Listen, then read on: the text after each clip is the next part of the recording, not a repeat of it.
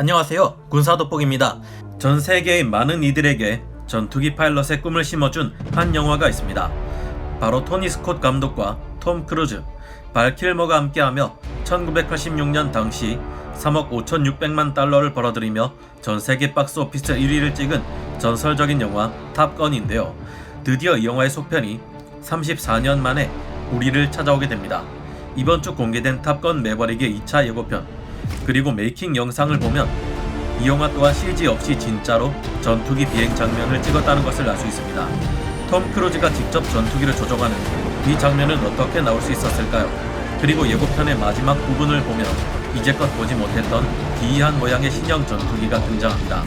이를 보면 혹시 이제껏 공개되지 않은 신형 전투기가 아닐까 하는 생각도 드는데요. 오늘은 탑건 매버릭이 어떻게 만들어졌는지, 그 제작 과정에 대한 비하인드를 살펴보고 예고편에 나온 실제로 한창 개발 중인 시속 7,344km의 극초음속 정찰기, 다음 세대의 가공할 미래 정찰기 SR-72에 대해 자세히 알아보겠습니다. 전작은 냉전이 한창이던 시절 소련의 지원을 받는 인도양의 어떤 국가에서 정체불명의 전투기가 등장하고 미 해군의 전투기들이 이와 교전을 벌여 승리한다는 내용의 영화였습니다. 이 영화에서 단연 눈에 띄는 것은 미 해군의 전폭적인 협조와 지원하에 등장할 수 있었던 CG가 아닌 진짜 F-14들의 진짜 비행이었는데요. 실제 파일럿들과 실제 전투기들이 등장했던 영화 최후의 카운트다운 또한 마찬가지로 미 해군의 지원을 받았지만 분위기 자체가 상당히 고전적이기 때문이었는지 흥행에서는 큰 성과를 거두지 못한 바 있습니다. 하지만 탑건은 토니 스콧 감독의 세련된 영상미, 실제 전투기들이 펼치는 화려하고 긴박한 공중전 장면, 인기 배우들의 뛰어난 연기로 큰 성공을 거두게 된 것입니다. 34년의 시간이 흐르는 동안 세상은 많은 것이 달라졌습니다. 톰 크루즈는 미션 임파서블 시리즈 등을 통해 실제 스턴트 액션 연기자 중 최고가 되었고, 미 해군의 주력 함재기로는 F-18, F-18EF 등이 주력 기체로 바뀌었습니다.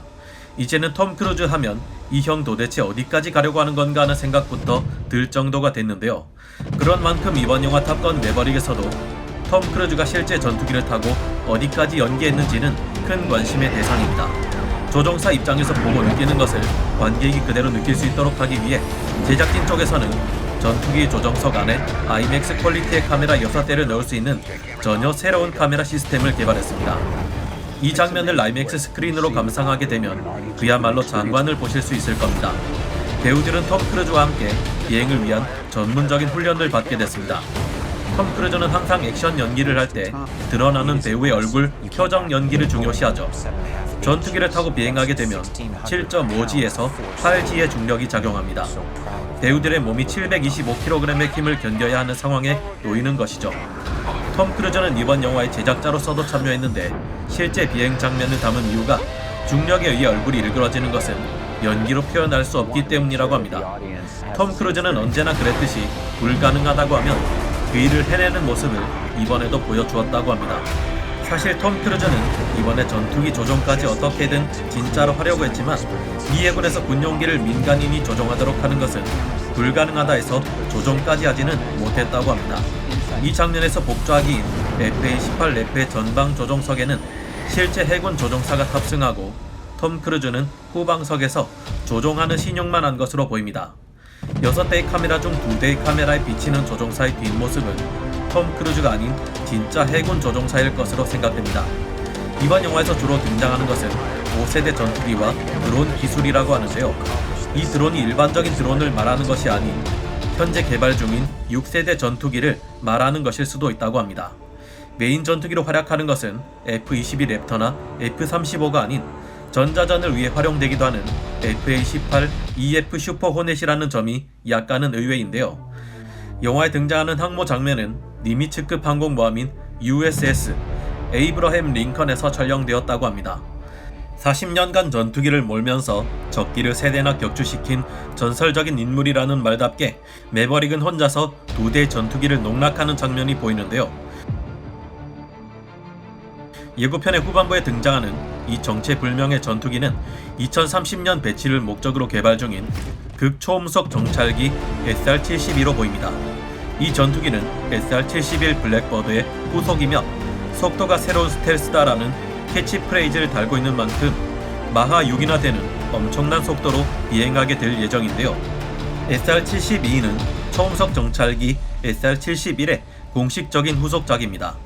블랙버드의 후예라고 불리는 이 극초음속 정찰기는 마하 6까지 올라가는 극도의 속도를 통해 적으로부터 하여금 요격 자체가 불가능하게 만들어 버리는 것이 목적입니다.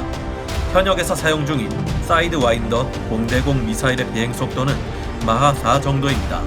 이 미사일이 갈 수 있는 거리는 100km 정도이기 때문에 사실상 80초 안에 적기를 요격시키지 못한다면 무용지물이 되어버리는데요.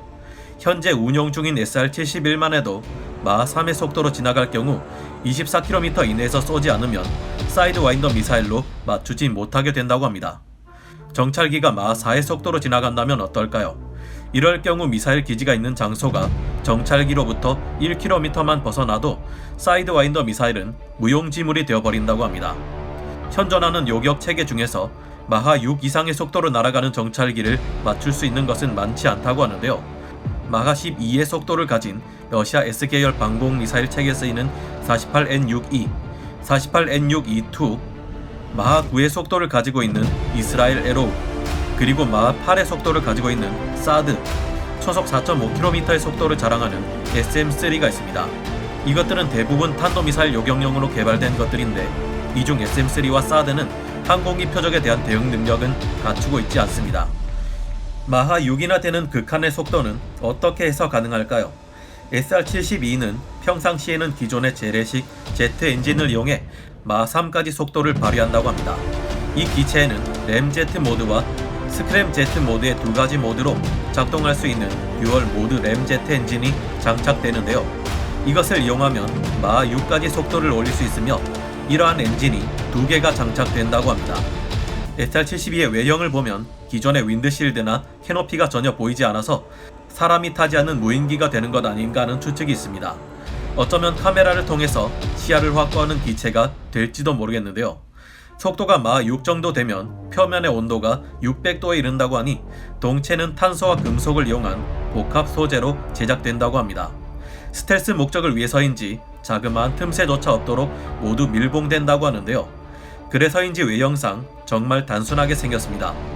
마하 6의 속도를 낼 수 있는 SR-70이라면 목표가 지구상 어디에 있다 해도 1시간 이내에 도달할 수 있다고 합니다.